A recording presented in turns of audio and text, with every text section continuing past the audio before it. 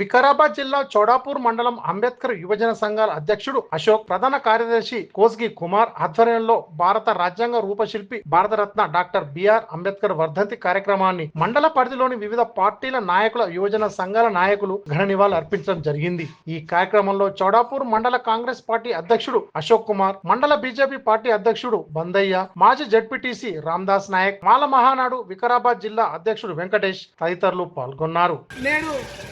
రెండు గ్రామాల లోపల అంబేద్కర్ గారి సిద్ధాంతాల కోసం పనిచేస్తున్నటువంటి ప్రతి యువతకు నా యొక్క అంబేద్కర్ వర్ధంతి సందర్భంగా నివాళులు అర్పించుకుంటూ పేరు పేరున నమస్కారాలు తెలియజేసుకుంటున్నాం.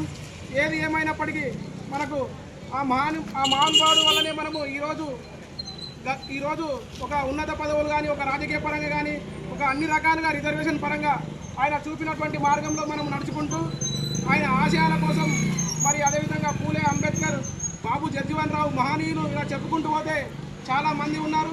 వారి యొక్క ఆశయాల కోసం యువత ముందుండి పోరాడాలి.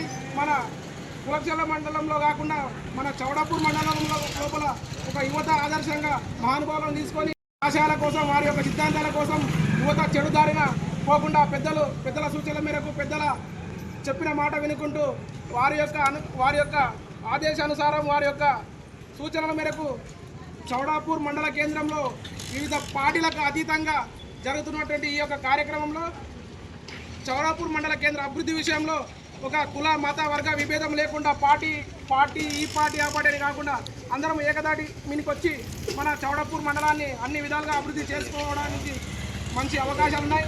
అది కూడా మనకు పెద్దలు చాలా మండల కేంద్రంలో అన్ని వసతులు కల్పించడానికి కానీ, యువత కానీ అన్ని రకాలుగా సపోర్ట్ ఉన్నారు మనకు.